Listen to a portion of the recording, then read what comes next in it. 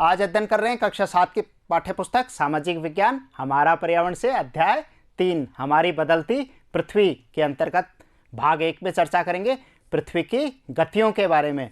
अब तक प्यारे बच्चों हम 2 अध्याय पूरे कर चुके हैं। पहला पर्यावरण जाना, दूसरा अध्याय हमने पृथ्वी की आंतरिक संरचना को जाना उसके अंतर्गत।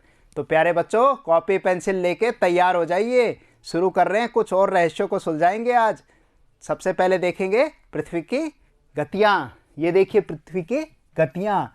तो प्यारे बच्चों दिमाग में एक चीज़ आ रही है, ये गतियाँ कैसी है? क्या पृथ्वी भी कोई गति करती है? नहीं, पृथ्वी के अंदर बहुत सारे ऐसे बल होते हैं जो गतिशील होते हैं, उन्हीं के बारे में पढ़ने वाले हैं। तो सबसे पहले एक चीज़ नोट कर लीजिए प्यारे बच्चों, ये पृथ्वी कब बनी थी?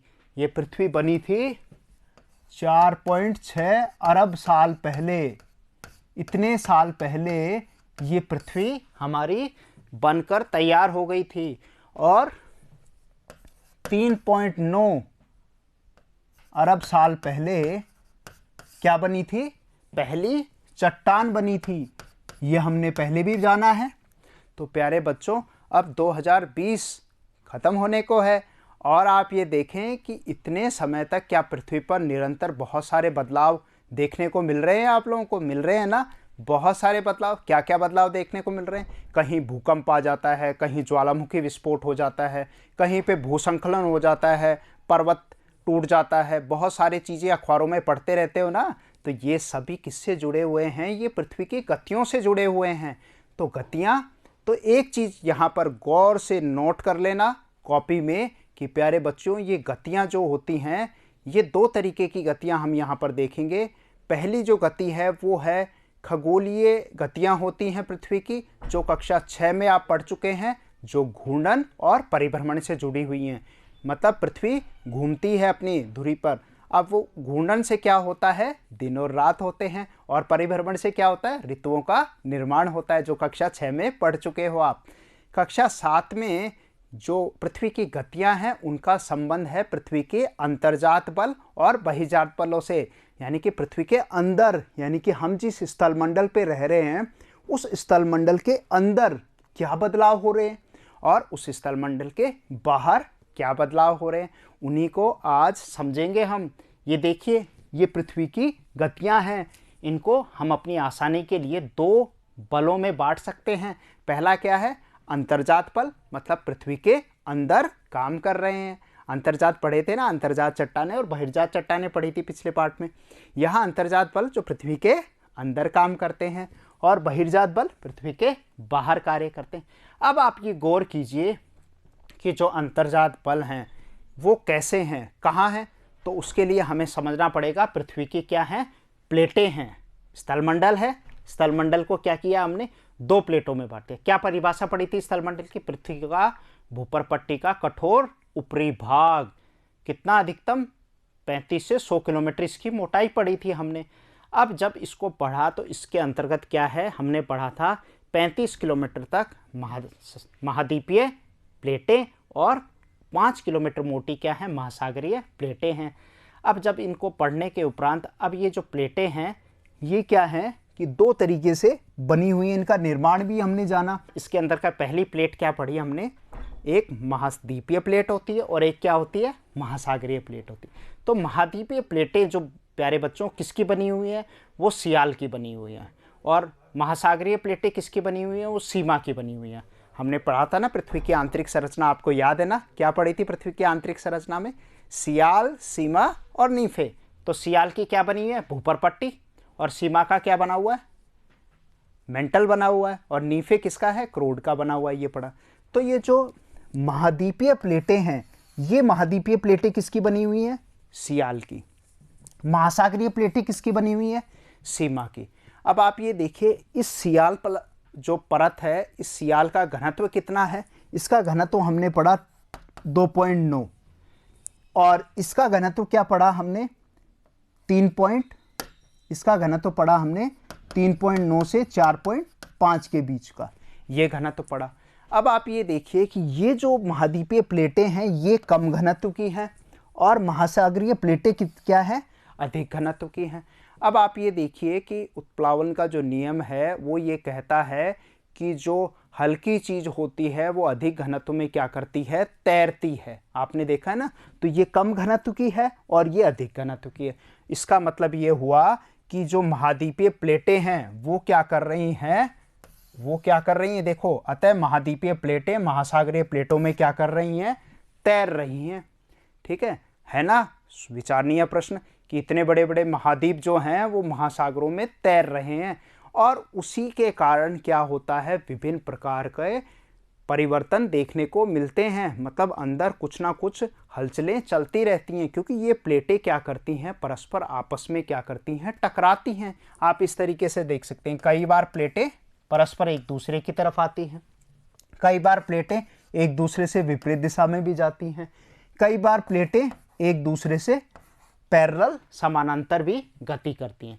तो इनके परिणाम स्वरूप क्या होता है, बहुत सारे परिवर्तन देखने को मिलते हैं जो अब आगे हम पढ़ेंगे, जैसे भूकंप का आना, ज्वालामुखी उद्भेदन, भूसंकलन और पर्वतों का निर्माण, जो इसके अंतर्गत हम पढ़ेंगे। तो यहाँ प्यारे बच्चों इस चीज को भी नोट कर लो कि भूपरपट्टी में अनेक क्या है, बड़ी और कुछ क्या है, छोटी प्लेटें होती हैं, जो असमान आकार की प्लेटें होती हैं जिन पर महाद्वीप और महासागर की सतह क्या है, वो टिकी हुई रहती है।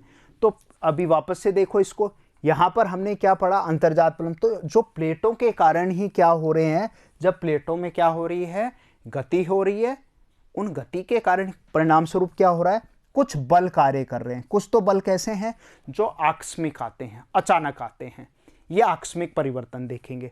और एक होते हैं पटल विरूपण, यानी कि धरती के ऊपर कुछ ऐसे परिवर्तन होंगे जिनसे क्या होगा, पर्वतों का निर्माण हो जाता है। उसको भी हम अगले अध्यायों में अध्ययन करेंगे।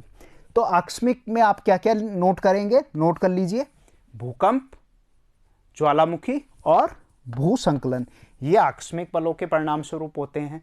इनको धीरे धीरे बारी बारी से हम विस्तार से और अध्ययन करेंगे, इनकी विशेषताओं को जानेंगे, इनकी परिभाषा को जानेंगे और इनके उदाहरणों को जानेंगे। इसके उपरांत बहिर्जात बल होते हैं, जो पृथ्वी के कहाँ कार्य करते हैं, बाहर कार्य करते हैं। मतलब इनके द्वारा किए गए परिवर्तन हमें दृष्टिगोचर भी होते हैं, यहाँ भी दिखाई देते हैं, पर ये कैसे होते हैं, ये अचानक होते हैं। मतलब अचानक हम बैठे हैं और अचानक क्या हो, धरती कांपने लग जाए, अचानक कंपन आए, तो ये क्या है, भूकंप है। अचानक धरती फटे, उसमें से क्या निकले, मैग्मा बाहर आए लावा के रूप में, तो ये क्या, अचानक हो गया। तो ये इसलिए इसको क्या कह दिया हमने, आकस्मिक बल कह दिया। और ये क्या है, ये बहिर्जात है, ये बाहर कार्य करेंगे। तो बाहर कार्य करने में अपर्दन और निक्षेपण का कार्य करते हैं। अगली कक्षाओं में आप पढ़ेंगे अपर्दन और अपक्षय के बारे में भी पढ़ेंगे, इनके बारे में डिटेल से। इनसे क्या बनती हैं, बहुत सारे भूदृश्यों का स्थल पर निर्माण होता है। भूदृश्य मतलब जैसे मैंने आपको उदाहरण दिया था, हम रेतीले भूभाग में रहते हैं तो वहाँ क्या देखने को मिलते हैं, टिब्बे नजर आते हैं, धोरे कहते हैं उनको। नदी घाटी क्षेत्र में वी आकार की घाटी बनती है और नदी अंतिम जब मुहाने पे अपना पानी जमा करती है तो क्या बनाती है, डेल्टा बनाती है। तो बहुत सारी ऐसी स्थलाकृतियों को और जानेंगे जो किसके परिणाम होते हैं, बहिर्जात बलों के परिणाम होते हैं। तो ये किस किस से होते हैं वो देख लीजिए, नदी से, क्योंकि कुछ ऐसे कार्य हैं जो पृथ्वी के बाहर निरंतर होते हैं। तो क्या ऐसी चीजें हैं जो निरंतर कार्य करती हैं, आपने देखा बहता जल बहता रहता है, नदियों में बहता है, तो वो भी कुछ ना कुछ अपर्दन काट छाट करेगा और लाकर किस चीज को, मैदानी इलाकों में उनको क्या कर देगा, जमा कर देगा। इसी तरीके से कुछ ऐसे बल होते हैं और भी हैं, जैसे पवन है, समुद्री तरंगे हैं, हिमानी है। तो समुद्री तरंगे, पवन, पवन क्या है, मतलब जिसमें क्या है, गतिशील होता है। हवा जिसमें क्या होती है, गति होती है। तो गति होती है तो वो क्या करती है, महीन कणों को एक स्थान से दूसरे स्थान पर क्या करती रहती है, स्थानांतरित करती रहती है। स्थानांतरित करने से वो बहुत सारे भूदृश्यों का निर्माण कर देती है, जिसके बारे में और डिटेल में पढ़ेंगे। इसी तरीके से समुद्री तरंगे भी कार्य करती हैं और इसी तरीके से हिमानी, क्या पढ़ा था, जो बर्फ की नदी होती है उसको क्या कहते हैं हम, हिमनद या हिमानी कहते हैं। हिमानी में ही क्या है, बहुत सारे हिमनद कार्य करते हैं। तो प्यारे बच्चों आगे हम देखते हैं ज्वालामुखी के बारे में। अब ज्वालामुखी का सबसे पहले हम इसकी परिभाषा जानेंगे। पृथ्वी के अंदर क्या है, पृथ्वी के अंदर बहुत अत्यधिक ताप है, दाब है, घनत्व है, ये चीज़ हमने पढ़ लिया। अब पृथ्वी के अंदर जब इतना दाब और ताप और घनत्व है तो आप ये सोचिए कि कहीं ना कहीं से जब इतना दाब और ताप अंदर रहता है तो उसे एक मौका चाहिए होता है कि वो अचानक से बाहर कहीं ऐसी जगह से निकले जो कमज़ोर दरार हो या कोई छिद्र है जो मिल जाए जहाँ से वो तुरंत बाहर आ सके, यानी कि सडन इरप्शन हो सकते, तुरंत बाहर आए, उसको उद्भेदन हो सकता है उसका। इसको एक उदाहरण से और समझ सकते हो प्यारे बच्चों। जिस तरीके से आप देखते हैं आपकी माँ भोजन बनाती है तो प्रेशर कुकर का इस्तेमाल करती है। प्रेशर कुकर का इस्तेमाल करती है तो प्रेशर कुकर में क्या है, दाल या कोई चीज़ हमने डाला, पानी डाला, तो वो क्या होता है, स्टीम में बदलता है, भाप में बदलता रहता है और वो प्रेशर उसके अंदर जन्म लेता रहता है, क्रिएट होता है। अब धीरे धीरे वो प्रेशर जब इतना ज़्यादा हो जाता है तो अचानक से क्या होती है, सीटी बजती है। और सीटी बजती है तो आप देखिए सीटी बजी, सीटी बजने का मतलब अंदर जो भाप थी वो बाहर निकल गई। तो उसके अंदर एक क्या होता है, सेफ्टी वॉल्व भी होता है। अगर मान लो वो भाप ना निकले तो क्या होगा, वो सेफ्टी वॉल्व से बाहर निकल जाएगा, तो वो एक सुरक्षा कवच है। तो प्यारे बच्चों, ये जो ज्वालामुखी हैं ये पृथ्वी के क्या हैं, सेफ्टी वॉल्व्स हैं, ये सुरक्षा कवच हैं कि पृथ्वी के अंदर जो संवहनीय धाराएं चल रही हैं, बहुत ज़्यादा ऊष्मा पैदा कर रही हैं, इस ऊष्मा को कैसे हम संतुलित करें।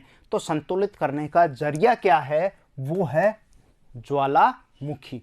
ज्वालामुखी के माध्यम से हम उसको क्या करते हैं, संतुलित।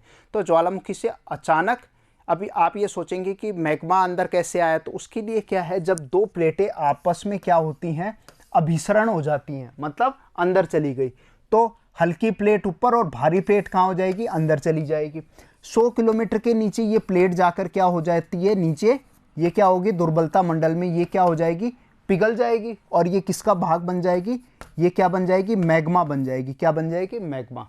और मैग्मा चैम्बर में जाके जमा हो जाती है।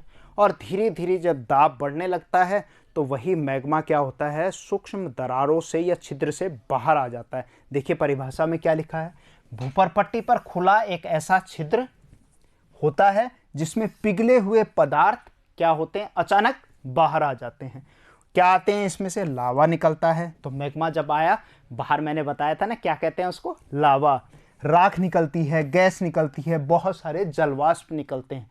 तो इस तरीके से ये ज्वालामुखी का चित्र आप देख रहे हैं किस तरीके से। और ये जो लावा बाहर निकलता है, इसका तापमान मैंने बताया था 1100 डिग्री सेंटीग्रेड तापमान इसका होता है। तो आप ये देखिए कितनी ऊर्जा पृथ्वी के गर्भ में छुपी हुई है। और ये जो इसका मुख होता है जहाँ से ये विस्फोटित होता है, इसको क्या कहते हैं, इसको प्यारे बच्चों, इसको क्रेटर कहते हैं। क्या कहते हैं, क्रेटर। और ये इसके नीचे एक पाइप होता है और नीचे क्या होता है, एक मैग्मा चैम्बर होता है जहां जमा होता है और इस छिद्र से, ये पाइप से बाहर आता है और बाहर स्रावित हो जाता है, बहता है, बड़े लंबे एरिया को घेरता है, बहुत बड़े क्षेत्रफल में इसके अंतर्गत जो भी इसके संपर्क में आता है वो सब नष्ट हो जाता है। और फिर इसका बदलाव क्या होता है, आग्नेय सेल बनते हैं। लावा ठंडा होता है तो आग्नेय सेल बनेंगे और आग्नेय सेलों के अपर्दन अपक्षय से क्या बनती है, काली मिट्टी भी बनती है, जो खेती के लिए बहुत उपजाऊ होती है। कपास की खेती की जाती है काली मिट्टी में। तो ये कुछ फायदे भी हैं और कुछ नुकसान भी हैं इनके।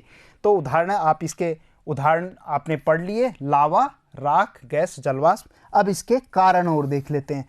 कारण कौन कौन से, क्या लिखोगे, प्लेटों के अभिसरण के कारण। परिणाम स्वरूप ये हमने अभिसरण देखा था, मतलब जब प्लेटें परस्पर एक दूसरे की तरफ आती हैं तो क्या होता है, अभिसरण होता है। और इसी के परिणाम स्वरूप प्यारे बच्चों क्या होता है, ज्वालामुखी का उद्भेदन होता है। तो गौर करें, एक चीज और लिख लें, भारत में कोई ज्वालामुखी है, नाम नोट कर लो, एकमात्र सक्रिय ज्वालामुखी है, नाम है बैरन आइलैंड। क्या नाम है, बैरन द्वीप। ये कहां पर है, अंडमान और निकोबार द्वीप में। अंडमान निकोबार द्वीप में बैरन आइलैंड स्थित है। आप और पोर्ट ब्लेयर से इसकी जो दूरी है वो 135 किलोमीटर की दूरी पर स्थित है। बैरन मतलब बिल्कुल सुनसान ऐसा इलाका है जहां पर सक्रिय ज्वालामुखी देखने को मिलता है। 2004 में जब सुनामी आई थी तो विस्फोट हुआ था इसमें और बड़ा आतंक फैलाया था इसने। तो प्यारे बच्चों, निरंतर इसी तरीके से बने रहिए। भूगोल की कुछ रहस्यमय बातों को हम इसी तरीके से चर्चा करते रहेंगे। इसी के साथ धन्यवाद।